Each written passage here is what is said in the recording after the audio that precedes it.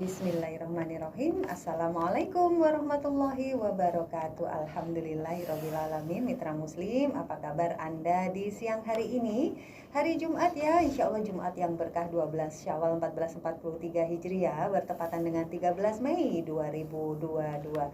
Saya Feti Aisyah bersama Anda dalam Mozaik, dan nanti kita akan ngobrol bareng Ustazah Hamdiatur Rohmah. Beliau adalah praktisi pendidikan dan juga parenting Sekolah Alam Insan Mulia Surabaya.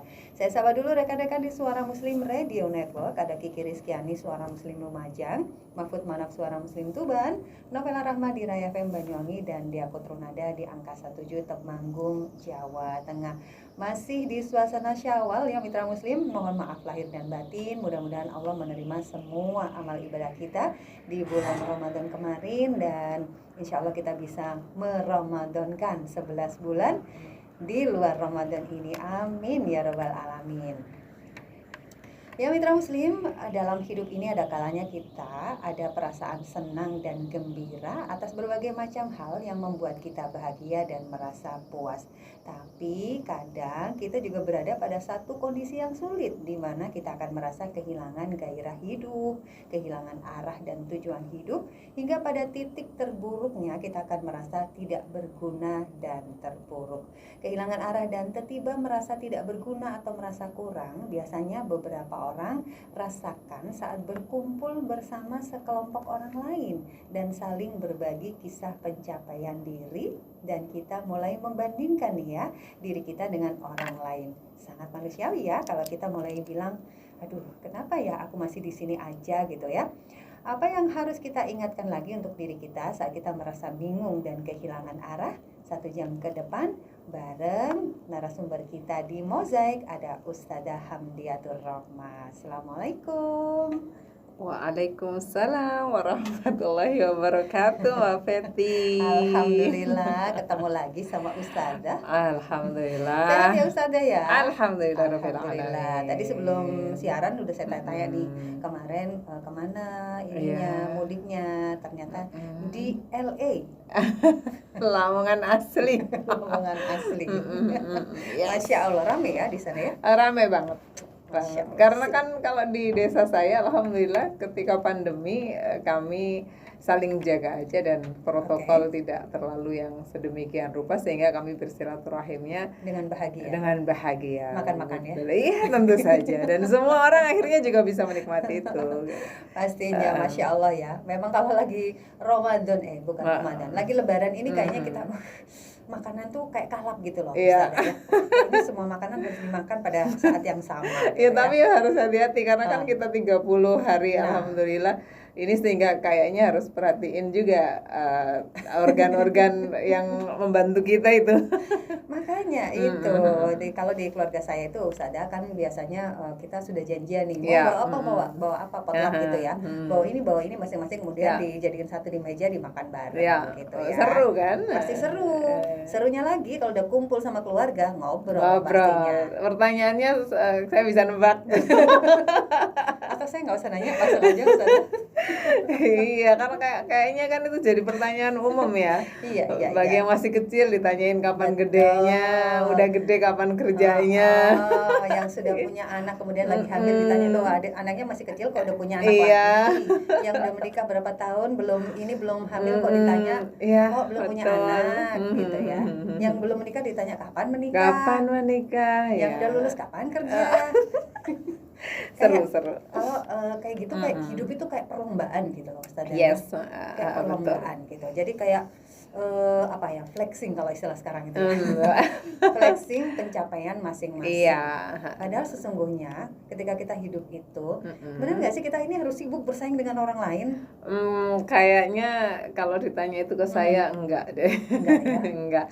Capek betul. Nah, karena kita tidak perlu bersaing dengan orang lain, maka kalau saya sih lebih ke bagaimana saya bersaing dengan diri sendiri. Kalau tahun lalu saya ternyata belum mencapai, misalnya maaf ini di ukuran ibadah, saya nggak bisa kemarin sholat tahajudnya masih bolong-bolong, masih kurang, kayaknya tahun ini harusnya lebih fokus itu aja sih, supaya hidup kita kayaknya nanti kan kita pasti mati ya, Pasti, gitu ya, pasti mati itu pasti, sehingga ketika datang kepada Allah kembali tidak ada rasa apa ya, malu, kekurangan.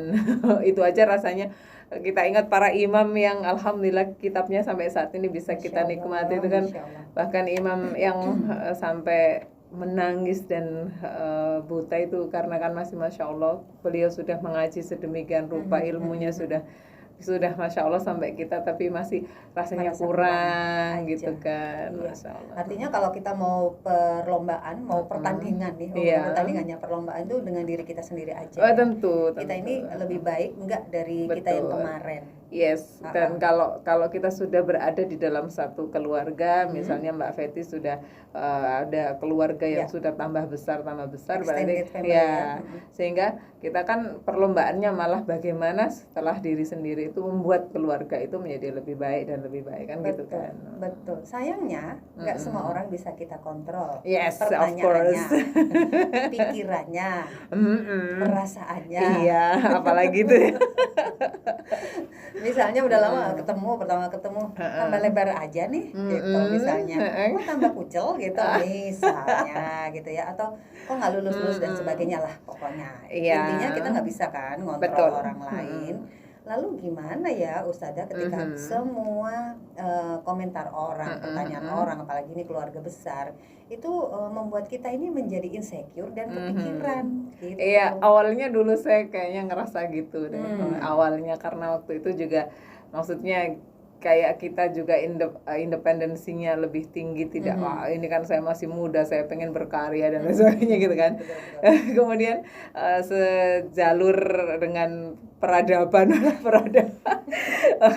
kehidupan yang diberikan Allah sama kita, akhirnya kayaknya malah ada satu kewajiban untuk mengajak mereka ngobrol gitu ya. Kemarin ini contoh nyata, misalnya ada teman lama yang ketemu, usia kami sama, kemudian akhirnya ada satu perbincangan, lihat aku sekarang lo baru dikasih karunia Allah anak, terus nanti gimana ya, padahal usiaku sudah segini, nanti 25 kan?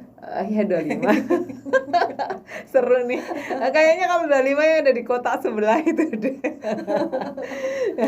Nah akhirnya kan aku ini gini, anak aku masih kecil, terus gimana ya nanti? Kamu cek ribut, saya bilang begitu. Hidup itu nggak perlu terlalu ribet. Ya kita tidak boleh lengah ya, tapi semua ada dalam kendali Allah. Yang penting sebagai ayah, sebagai ibu, kita siapkan saja generasi kita ini menjadi generasi lebih baik.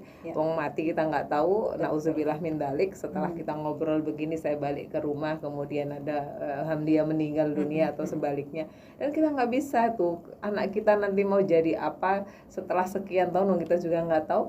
Kalau kamu ngitung usia, saya bilang gitu. Akhirnya oh iya ya, bisa aku lek ngono tak pasrah nih aja. Nah, dan pasrah itu akhirnya kan ada satu yang memang harus kita kasih ke anak-anak kita, bahwa tauhid, iman itu kan satu hal yang bahkan para nabi kita saja ketika beliau sudah diberi informasi bahwa akan diambil kembali oleh Allah, yang dikumpulkan para keturunannya adalah kamu nanti akan ikut ajarannya ayah tidak, gitu kan. Berarti kan memastikan bahwa anaknya nanti ketika ayah tidak ada, maka keimanannya apakah masih sama tauhidnya kepada Allah atau akan berpindah. Iya, kadang-kadang kita ini sebagai manusia sok-sokan gitu ya, sok-sokan mau ambil tugasnya Allah. Iya. Kita mau atur segala sesuatunya. Betul. Kayaknya seolah-olah anak kita itu nanti bisa berhasil atau enggak itu karena usaha kita gitu ya. Kan. Padahal Masya Allah ya, semuanya kan Allah yang atur. Semuanya dalam genggaman Allah. Artinya pasrah kepada Allah ini sebenarnya harus yang terus kita ingetin ya. Betul. Ya meskipun bagi teman-teman yang mungkin mengedepankan cara logika dulu, biasanya kan gitu, hidup itu harus tetap menggunakan logika karena nggak mungkin, karena kan ada sunatullahnya begini gitu. Ya karena kita tahu sunatullah, mari kita gunakan. Ada satu hal, kalau kita bicara sunatullah, maka ya Allah tetap memberikan itu. Kenapa Quran harus bilang la'allakum tatafakkarun, la'allakum ta'qilun, la'allakum yarsudun dan seterusnya misalnya. Terus ya ulil albab diambil, ya ulil absor. Allah itu sangat mengistimewakan kita manusia sebagai khalifah di bumi, maka ada hak yang mungkin di satu sisi itu Allah akan melihat nih, hambaku ini sangat sayang padaku, kemudian dia datang padaku untuk sekian usahanya, maka aku tidak akan pernah menyia-nyiakan itu juga. Nah, di satu sisi kemudian ketika usaha itu sudah pol-polan gitu ya bahasa ininya, oh dia ternyata masih ngeyel nih sama aku, oh tapi ini yang pasrah nih. Nah itu kan ada kenikmatan tersendiri yang pasti kita wallahu a'lam, kita tidak pernah tahu apakah misalnya cara beribadah Mbak Fetty dengan saya sama, kemudian ya alhamdulillah kita bisa sholat 5 waktu ya, kita kan nggak pernah tahu takaran keikhlasan Mbak Fetty dengan takaran keikhlasan saya untuk Allah, kan betul. Allah saja yang tahu. Betul banget ya, betul. Artinya di awal seperti kita ngobrol tadi ya Ustazah, bahwa hidup ini sebenarnya bukan perlombaan antara kita dengan orang lain, tetapi sebenarnya bagaimana kita menjadi lebih baik dan lebih baik daripada kita yang kemarin. Of course, itu yang harus difokuskan supaya nanti kita tidak kehilangan arah. Ngomongnya gampang tapi Ustazah. Oh iya, ya, oke. Ngomongnya gampang, tapi seringkali kita tuh kayak nggak mau move on gitu, nggak mau maju. Tapi lihat terus ke belakang, lihat terus ke belakang. Betul. Kok aku masih di sini aja ya, sementara temanku udah di sana gitu ya. Kok anakku masih gini-gini aja, anak orang lain kok lebih maju gitu. Artinya sebenarnya kendali itu kan kita juga kan, dari diri kita sendiri ya. Pastinya. Nah, kalau ada masih bagi kita yang mau melihat ke belakang itu, maka kalau Rasulullah itu menyampaikan pada kita begini, kalau kamu pengen lihat ke belakang itu, maka lihatlah saja apa yang perlu kamu perbaiki gitu kan. Ada sekali lagi Imam Malik itu bahkan ini Ibnu Sirin. Nah, saya ingat ceritanya Ibnu Sirin. Ibnu Sirin ini lahir di masa Umar bin Khattab. Kemudian beliau diberi Allah keistimewaan untuk bisa membaca, menafsirkan mimpi gitu ya. Nah, itu saja ketika beliau berusia hampir ke 40 tahun. Itu kemudian beliau tiba-tiba menangis semalaman, terus ditanya sama para sahabat, "Kenapa kamu menangis?" "Aku sepertinya pernah melakukan kesalahan itu sekian tahun yang lalu." Dan beliau sampai menangisinya hingga usia yang puluhan tahun itu. Nah itu berarti kan kalau kamu ingin melihat ke belakang dari sisi dirimu, maka lihatlah ketika kamu melakukan hal-hal yang misalnya harus diperbaiki itu tadi. Jangan melihat hanya bahkan keberhasilan kita di saat itu mungkin menyusun masa ini, tetapi keberhasilan di saat itu bisa jadi tidak cocok lagi untuk diterapkan di masa ini. Ini quotes yang ini ya, mitra muslim ya. Kalau mau lihat ke belakang, kita lihat saja, fokus pada hal-hal yang harus kita perbaiki. Iya, bisa juga kah misalnya kita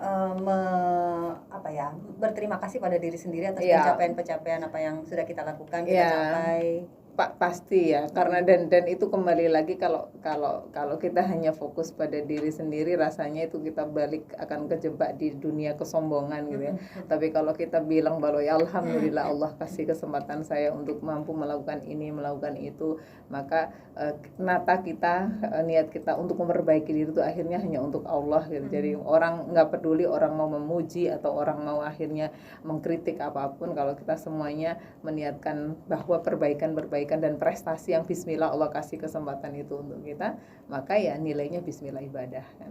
Lagi-lagi kita kembali kepada Allah ya. Kita nggak punya apa-apa soalnya. Betul.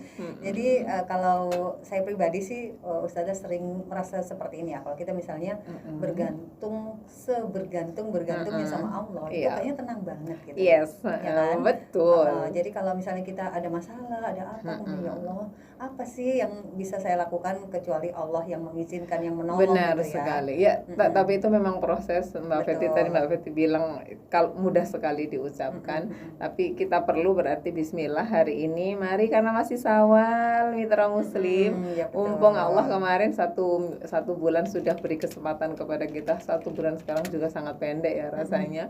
Nah, itu mari kita ulang kembali lagi tadi, kalau pengen melihat yang belakang maka apa yang perlu kita perbaiki, kemudian kita susun kembali di bagian ini saya harus memperbaiki diri, di bagian ini begini. Kalau misalnya ada niat niat. Kalau bahasa teman-teman quotes bijaknya itu, tulislah keinginanmu dengan sebuah pena atau pensil gitu. Kemudian serahkan penghapusnya kepada Allah supaya keinginanmu yang buruk akan dihapus sama Allah. Kayak puisi ya saya hari ini. Kayak puisi jadinya ya. Senang banget ya Mitra Muslim, kita hari ini mengingatkan diri kita sendiri bahwa tadi di awal juga kita sudah ngobrol bahwa kita nggak bisa ngontrol orang lain, nggak bisa mengontrol pikiran, perasaan orang lain, tapi kita bisa loh mengontrol diri kita sendiri. Nah, nanti kita sambung lagi ya obrolan bareng Ustazah Hamdiatur Rahma tentang kalau kita kehilangan arah. Ngomongnya gampang, tapi lagi-lagi prakteknya kadang-kadang perlu perjuangan gitu ya, Mitra Muslim ya. Silakan Anda untuk sharing, Anda bisa telepon di 03156245-nya 3 kali dan juga WhatsApp di 0855300938.